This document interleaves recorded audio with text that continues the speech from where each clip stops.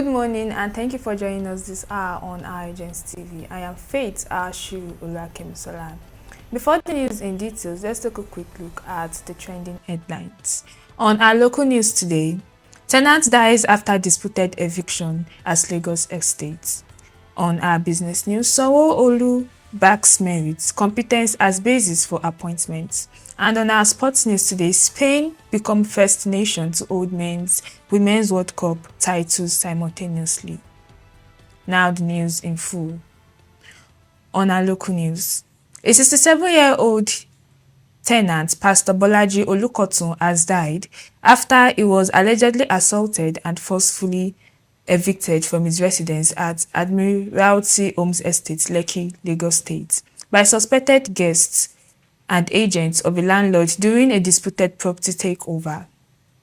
According to an eyewitness account by his lawyer, Barrister Akpobome Deniran, the incident stemmed from an unresolved rental dispute between Pastor Bolaji and his landlord.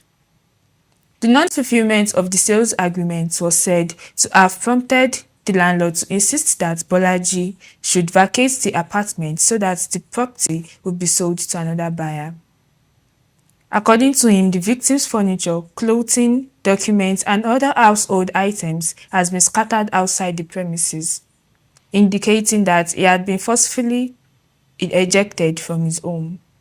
The lawyer alleged that more than 7 armed thugs, an armed mobile police officer, estate agent Blessing Idono, and a prospective buyer identified as Mr. Smith Murphy was present during the incident.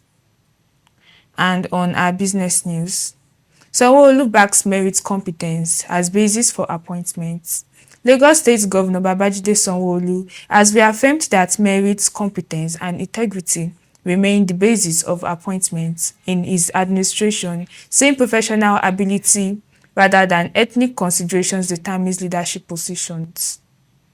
Sanwo-Olu said Egube demonstrated effective leadership during his tenure as Commissioner for Economic Planning and Budget by promoting people-centered budgeting and strengthening performance-based governance. According to Sanwo-Olu, although the reception celebrated one of the Urhobo nation's prominent sons, it also underscored the principle that outstanding public service should be recognized irrespective of ethnic or religional identity. The convener of the Urhobo Isoko elites in Lagos, Olorogunnan Okiro, said Egube had represented his people with honor through his dedication and service. The event was attended by government officials, political leaders, traditional rulers, family members, and associates, including the Oniru of Iru Kingdom, Oba Abdulwasiu Omogbola Olawal.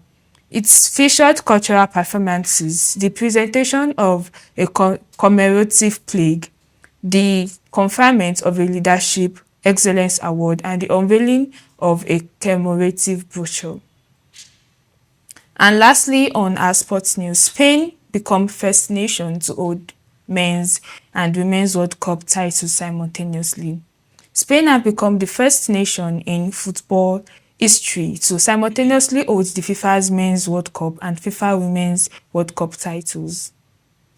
FIFA announced the milestone in a post of its official X handle on Sunday following Spain's 1-0 victory over Argentina in the 2026 FIFA World Cup final in New York. Spain's triumph in the men's tournament came 3 years after the country's women's team lifted the FIFA Women's World Cup for the first time by defeating England 1-0 in the 2023 final in Sydney, Australia, thanks to Olga Carmona's decisive goal. That'll be all for now. I am Faith Ashiru Olakemisola. Do have a great day.